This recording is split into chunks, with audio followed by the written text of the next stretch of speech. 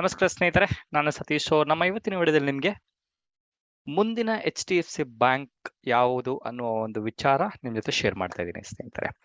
ಸುಮಾರು ಜನಕ್ಕೆ ಬ್ಯಾಂಕಿಂಗ್ ಸೆಕ್ಟರ್ನ ನೋಡಿದ್ರೆ ಅವ್ರಿಗೆ ಪ್ರೈವೇಟ್ ಸೆಕ್ಟರ್ ಬ್ಯಾಂಕ್ ಸ್ವಲ್ಪ ಇಂಟ್ರೆಸ್ಟ್ ಜಾಸ್ತಿ ಇದೆ. ಬಟ್ ಪಬ್ಲಿಕ್ ಸೆಕ್ಟರ್ ಬ್ಯಾಂಕ್ ಬಿಟ್ಬಿಡಿ, SBI ಆಗಿರ್ಬೋದು, ಪಂಜಾಬ್ ನ್ಯಾಷನಲ್ ಬ್ಯಾಂಕ್ ಆಗಿರ್ಬೋದು, ಈ ರೀತಿ ಒಂದು ಸ್ಟಾಕ್ಗಳನ್ನ ಬಿಟ್ಟು ಪ್ರೈವೇಟ್ ಸೆಕ್ಟರ್ ಅಲ್ಲಿ ಇರುವಂತಹ ಬ್ಯಾಂಕ್ ನ ನೋಡಿದ್ರೆ ಅವ್ರಿಗೆ ಒಂದು ತುಂಬಾ ಒಂದು ಸರ್ಪ್ರೈಸಿಂಗ್ ಆಗುವ ಕಾಣುವಂತ ಒಂದು ಸ್ಟಾಕ್ ಯಾವ್ದು ಅಂತ ಹೇಳಿದ್ರೆ ಪ್ರೈವೇಟ್ ಸೆಕ್ಟರ್ ಇರುವಂತ ಬ್ಯಾಂಕ್ HDFC ಬ್ಯಾಂಕ್. ಯಾಕೆಂತಂದ್ರೆ ಆ ರೀತಿಯ ಒಂದು ಬಂಪರ್ ಪರ್ಫಾರ್ಮೆನ್ಸ್ ಕೊಟ್ಟಿರುವಂತ ಒಂದು ಸ್ಟಾಕು HDFC ಬ್ಯಾಂಕ್. ಅದ್ರ ಜೊತೆಗೆ ಈಗ ನೀವು ನೋಡ್ಬೋದು ಆಕ್ಸಿಸ್ ಬ್ಯಾಂಕ್ ಬರ್ತಿದೆ, ICICI ಬ್ಯಾಂಕ್ ಬರ್ತಿದೆ. ಇದೆಲ್ಲ ಒಂದು ಲೆವೆಲ್ಗೆ ಒಂದು ಮಿಡ್ ಆಫ್ ದ ಒಂದು ಅಪ್ ಟ್ರೆಂಡ್ ಅಲ್ಲಿ ಒಂದು ಕಂಟಿನ್ಯೂ ಆಗ್ತಿರುವಂತ ಒಂದು ಸ್ಟಾಕ್ಗಳು ಅಂತಾನೆ ಹೇಳ್ಬೋದು. ಬಿಕಾಸ್ ಅದರ ಒಂದು ಲೋ ಪ್ರೈಸಸ್ ನೋಡಿದ್ರೆ ICICI ಬ್ಯಾಂಕ್ ಮತ್ತೆ ಆಕ್ಸಿಸ್ ಬ್ಯಾಂಕ್ ಸುಮಾರು ವರ್ಷಗಳ ಹಿಂದೆ ಇತ್ತು, ಬಟ್ ಈಗ ಸ್ವಲ್ಪ ಪ್ರೀಮಿಯಂ ಅಲ್ಲಿ ಟ್ರೇಡ್ ಆಗ್ತಿದೆ ಅಂತಾನೆ ಹೇಳ್ಬೋದು. ಸೊ ನೀವೇನಾದ್ರೂ ಈ ರೀತಿಯ ಒಂದು ಮಲ್ಟಿ ಬ್ಯಾಗರ್ ಸ್ಟಾಕ್ಗಳನ್ನ ನೀವು ಐಡೆಂಟಿಫೈ ಮಾಡ್ಬೇಕಂತ ಹೇಳಿದ್ರೆ ಆ ರೀತಿಯ ಒಂದು ಸ್ಟಾಕ್ಗಳು ಪಬ್ಲಿಕ್ ಅಲ್ಲಿ ಸುಮಾರು ಡಿಸ್ಕಷನ್ಸ್ ಅಲ್ಲಿ ಇರಬಾರ್ದು. ಅಲ್ಲಿಗೆ ಅರ್ಥ ಏನಂತ ಹೇಳಿದ್ರೆ ಡಿಸ್ಕಷನ್ಸ್ ಆಗ್ತಾ ಇಲ್ಲ ಅಂತ ಹೇಳಿದ್ರೆ ಬ್ಯಾಕ್ ಎಂಡ್ ಅಲ್ಲಿ ಪ್ರಮೋಟರ್ಸ್ ಆಗಿರ್ಬೋದು, ಫಾರಿನ್ ಇನ್ಸ್ಟಿಟ್ಯೂಷನ್ ಇನ್ವೆಸ್ಟರ್ಸ್ ಆಗಿರ್ಬೋದು, ಅದ್ರ ಜೊತೆಗೆ ಡೊಮೆಸ್ಟಿಕ್ ಇನ್ಸ್ಟಿಟ್ಯೂಷನ್ ಇನ್ವೆಸ್ಟರ್ಸ್ ಅಥವಾ ಒಂದು ಈ ನಮ್ಮ ಒಂದು ಮ್ಯೂಚುವಲ್ ಫಂಡ್ ಏಜೆನ್ಸಿಗಳೇನಿರ್ತಾರೆ ಅವರೆಲ್ಲ ಒಂದು ಬ್ಯಾಕ್ ಎಂಡ್ ಇನ್ವೆಸ್ಟ್ಮೆಂಟ್ ಮಾಡ್ತಾ ಬರ್ತಾರೆ. ಇನ್ವೆಸ್ಟ್ಮೆಂಟ್ ಆದ್ಮೇಲೆ ನಂತರ ಒಂದು ಬರ್ಸ್ಟ್ ಅಥವಾ ಒಂದು ಬ್ಲಾಸ್ಟ್ ಆಗುತ್ತಲ್ಲ ಪ್ರೈಸ್, ಆವಾಗ ನಮ್ಮ ಪಬ್ಲಿಕ್ ಬರುತ್ತೆ. ಅವಾಗ ಸೋಷಿಯಲ್ ಮೀಡಿಯಾದಲ್ಲ ಅದೇ ಓಕೆ ಈ ಬ್ಯಾಂಕ್ ಸೂಪರ್ ಆಗಿ ಪರ್ಫಾರ್ಮೆನ್ಸ್ ಆಗ್ತಿದೆ, ಬೈ ಮಾಡಿ ಅಂತ ಆ ರೀತಿ ಮಾಡೋಕೆ ಹೋಗ್ಬೇಡಿ. ಮೊದಲೇ ಐಡೆಂಟಿಫೈ ಹೆಂಗ್ ಮಾಡೋದು ಅನ್ನೋ ಒಂದು ಲಾಜಿಕ್ನ ನೀವು ಈ ಒಂದು ವಿಡಿಯೋದ ಮುಖಾಂತರ ನೀವು ತಿಳ್ಕೊಬಹುದು ಸ್ನೇಹಿತರೆ. ಓಕೆ, ಸೊ ಇದು ಲಾಜಿಕ್ ಹೇಳ್ಬಿಟ್ಟಿದ್ದೀನಿ. ತುಂಬಾ ಸಿಂಪಲ್ ಸ್ಟಾಕು ಯಾವ್ದು ಅಂತ ಹೇಳಿದ್ರೆ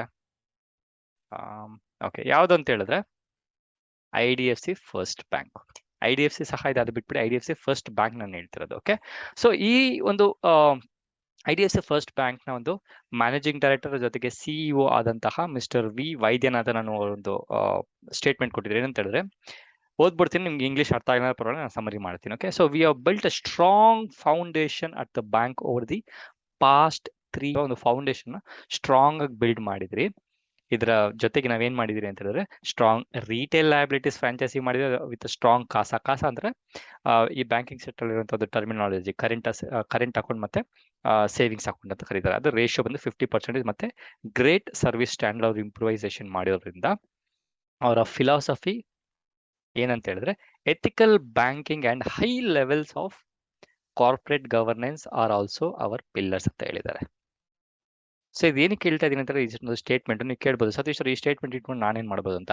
ಯಾವುದೇ ಒಂದು ಕಂಪನಿ ಅಥವಾ ಯಾವುದೇ ಒಂದು ಬ್ಯಾಂಕ್, ಈ ನಮ್ಮ ಕೇಸಲ್ಲಿ ಸ್ಟಾಕ್ ಮಾರ್ಕೆಟ್ ಅಂದ್ರೆ ನಮ್ಗೆ ಬರೋದೇ ಕಂಪನಿ, ಯಾವುದೇ ಒಂದು ಕಂಪನಿ ಒಂದು CEO ಆಗಿರ್ಬೋದು, ಚೇರ್ಮನ್ ಆಗಿರ್ಬೋದು, ಪ್ರೆಸಿಡೆಂಟ್, ಯಾರೋ ಒಬ್ಬ ವ್ಯಕ್ತಿ ಒಂದು ಟಾಪ್ ಲೆವೆಲ್ ಇರುವಂತಹ ಒಂದು ವ್ಯಕ್ತಿ ಒಂದು ಸ್ಟೇಟ್ಮೆಂಟ್ ಕೊಡ್ತಿದ್ದಾನೆ ಅಂದ್ರೆ ಆ ಒಂದು ಸ್ಟೇಟ್ಮೆಂಟ್ ಅಲ್ಲಿ ಒಂದು ಹಿಡನ್ ಒಂದು ಥೀಮ್ ಅಡಗಿದೆ ಅನ್ನೋ ಒಂದು ಇನ್ಫಾರ್ಮೇಶನ್ ನೀವು ತಿಳ್ಕೊಬೇಕು.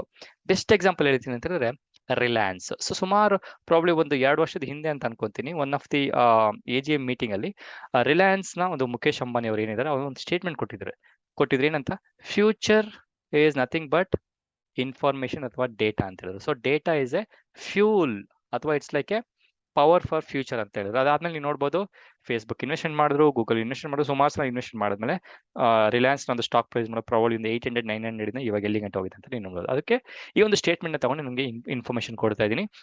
ಇದರ ಹಿಂದೆ ಈ ಒಂದು ಕಂಪನಿ ಅಥವಾ IDFC ಫಸ್ಟ್ ಬ್ಯಾಂಕ್ ನ ಒಂದು ಕಂಪನಿ ಒಂದು ಲಾಂಗ್ ಟರ್ಮ್ ಪ್ಲಾನ್ ನಮಗೆ ಈ ಒಂದು ಸ್ಟೇಟ್ಮೆಂಟ್ ಮುಖಾಂತರ ಗೊತ್ತಾಗ್ತಿರೋ ಇನ್ಫಾರ್ಮೇಶನ್ ತಿಳ್ಕೊಬೇಕಿಸ್ತಾ ಬಿಕಾಸ್ ಅದಕ್ಕೆ ಹೇಳೋದು ನೀವು ಪ್ರತಿದಿನ ಒಂದೊಂದು ಫೈನಾನ್ಸ್ ನ್ಯೂಸ್ ಏನಕ್ಕೆ ಓದಿ ಅಂತ ಹೇಳೋದು ಅಂತ ಇದೇ ಪರ್ಪಸ್ಗೋಸ್ಕರ.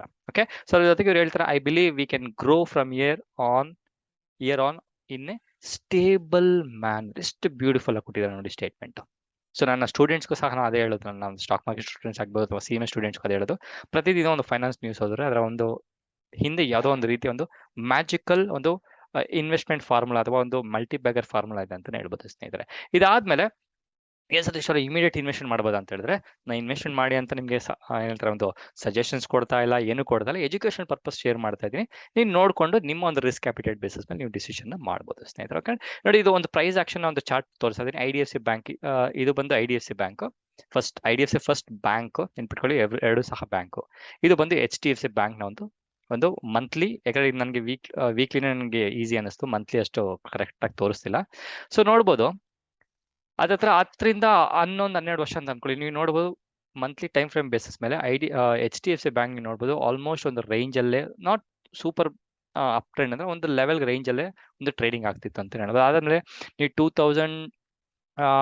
11-12 ಆದ್ಮೇಲೆ ನೀವು ನೋಡ್ಬೋದು ನಿಧಾನವಾಗಿ ಒಂದು ಈ ಒಂದು ಸ್ಟೇಟ್ಮೆಂಟ್ ಹೇಳಿದ್ನಲ್ಲ ಸ್ಟೇಬಲ್ ಮ್ಯಾನರ್ ಅಂತ. ಸೊ ಸ್ಟೇಬಲ್ ಮ್ಯಾನರ್ ಅಲ್ಲಿ ನೋಡ್ಬೋದು ಅದೇ ರೀತಿ ಒಂದು ಇನ್ಕ್ರೀಸಿಂಗ್ ಆಗಿದೆ. ಅದಾದ್ಮೇಲೆ ನೀವು ನೋಡ್ಬೋದು ಎಲ್ಲಿಗೆ ಹೋಗಿದೆ ಅಂತ. ನಮ್ಮ ಒಂದು HDFC ಬ್ಯಾಂಕ್ ಆಲ್ಮೋಸ್ಟ್ ಒಂದು 500-600% ರಿಟರ್ನ್ ಕೊಟ್ಟಿದೆ.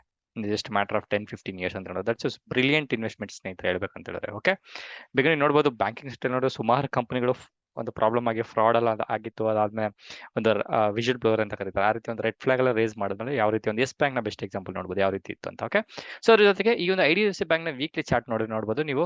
ಯಾವಾಗ ನಾನು ಮಾರ್ಕ್ ಸಹ ಮಾಡಿಟ್ಟಿದ್ದೀವಿ, ಜಸ್ಟ್ ಅಬ್ಸರ್ವ್ ಮಾಡ್ತಾ ಇದ್ದೀನಿ.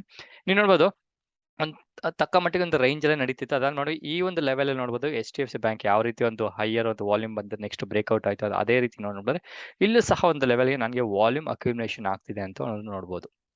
ಅದ್ರ ಜೊತೆಗೆ ನೋಡ್ಬೋದು 2015-2022 ನೋಡಿದ್ರೆ ಮೋರ್ ಆರ್ ಲೆಸ್ ಒಂದು ರೇಂಜ್ ಅಲ್ಲಿ ಇದೆ ಅಂತ ಹೇಳ್ಬೋದು. ಹತ್ರ ಒಂದು 20 ರುಪೀಸ್ ಇಂದ ಒಂದು 60-70 ರುಪೀಸ್ ರೇಂಜ್ ಅಲ್ಲಿ ಸುಮಾರು ವರ್ಷಗಳು ರೇಂಜ್ ಅಲ್ಲಿ ಹೋಗ್ತಿರೋದ್ರಿಂದ ಪ್ರಾಬಬಲಿ ಇದೇ ಟ್ರೆಂಡ್ ಅನ್ನ ಕಂಟಿನ್ಯೂ ಆಗ್ತದೆ ಅಂತ ಹೇಳಿದ್ರೆ ನಿಮ್ಮ ಒಂದು ಸುತ್ತಮುತ್ತಲಿನ ಒಂದು ಎನ್ವಿರಾನ್ಮೆಂಟ್ ಅಲ್ಲಿ HDFC ಬ್ಯಾಂಕ್ ಏನಾದ್ರು ಕಾಣಿಸಿತ್ತು, ATMಗಳು ಹೆಚ್ಚಿಗೆ ಆಗ್ತಿದೆ, ಸುಮಾರು ಜನ HDFC ಬ್ಯಾಂಕ್ ಬಗ್ಗೆ ಮಾತಾಡ್ತಿದ್ದಾರೆ ಅಂತ ಹೇಳಿದ್ರೆ that is your multi bagger ಅನ್ನೋ ಒಂದು ಇನ್ಫಾರ್ಮೇಶನ್ ಟಕ್ಕಂತ ಇಮಿಡಿಯೇಟ್ ನಿಮ್ ತಲೆಗೆ ಬರಬೇಕು. ಅದ್ರ ಜೊತೆ ನೀವೇನ್ ಮಾಡಬೇಕು, ಇನ್ವೆಸ್ಟ್ಮೆಂಟ್ ಮಾಡಬೇಕಾ ಮಾಡಬಹುದು ಅಂತ ನೀವು ಡಿಸಿಷನ್ ತಗೊಂಡು ನಿಮ್ಮ ರಿಸ್ಕ್ ಒಂದು ಅಪ್ಡೇಟೆಡ್ ಬೇಸಿಸ್ ಮೇಲೆ ಡಿಸಿಷನ್ ತಗೊಳ್ಳಿ. ಆಲ್ರೆಡಿ ಹೇಳ್ತಾ ಇದ್ದೀನಿ, ಇದು ಒಂದು ಸ್ಟಾಕ್ ಅಲ್ಲಿ ನಾನು ಸಹ ಹೇಳ್ತಾ ಇದ್ದೀನಿ. ನಾನು ಆಲ್ಮೋಸ್ಟ್ ಇನ್ವೆಸ್ಟ್ಮೆಂಟ್ ಮಾಡಿಟ್ಟಿದ್ದೀನಿ ಅಂತ ಹೇಳ್ಬೋದು. 2 HDFC ಬ್ಯಾಂಕ್, ಅದ್ರ ಜೊತೆಗೆ HDFC ಫಸ್ಟ್ ಒಂದು ಅವರ ಒಂದು ಪ್ಯಾರೆಂಟ್ ಕಂಪನಿ ಇದೆ. 2 ಕಂಪನಿ ಸಹ ಒಂದು ತಕ್ಕ ಮಟ್ಟಿಗೆ ಇನ್ವೆಸ್ಟ್ಮೆಂಟ್ ಮಾಡಿಟ್ಟಿದ್ದೀನಿ. ಸೊ ಸುಮಾರು ವರ್ಷಗಳಿಂದ ಮಾಡಿಟ್ಟಿದ್ದೆ, ಇವಾಗೇನಲ್ಲ. ಸೊ ಈ ಒಂದು ಟ್ರೆಂಡ್ ನೋಡ್ತಿದ್ರೆ ನನಗೂ ಅನಿಸ್ತಿದೆ ನಾನು ಸಹ ಒಂದು ಅಕ್ಯುಮಿನೇಷನ್ ಮಾಡಬಹುದು ಅಂತ. ಒಂದು 35-40 ರುಪೀಸ್ ಅಲ್ಲಿ ಸೂಪರ್ ಸಿಕ್ತಿತ್ತು. ಬಟ್ ಇದು ಅಚ್ಚೋಕೆ ನೋಡಬೇಕು. ಒಂದು ಸ್ವಲ್ಪ ಡಿಪ್ ಆಯ್ತು, ಒಂದು 50 ರುಪೀಸ್ ರೇಂಜ್ ಅಲ್ಲಿ ಬಂತು, ನಾನು ಸಹ ಇನ್ವೆಸ್ಟ್ ಮಾಡಕ್ಕೆ ಪ್ಲಾನ್ ಮಾಡ್ತೀನಿ. ನೀವು ಇನ್ವೆಸ್ಟ್ ಮಾಡಬೇಕು ಅಂತ ಹೇಳಿದ್ರೆ ಇನ್ವೆಸ್ಟ್ ಮಾಡಬಹುದು. ನಿಮ್ಮ ರಿಸ್ಕ್ ಕ್ಯಾಪಿಟಲ್ ಬೇಸಿಸ್ ಮೇಲೆ.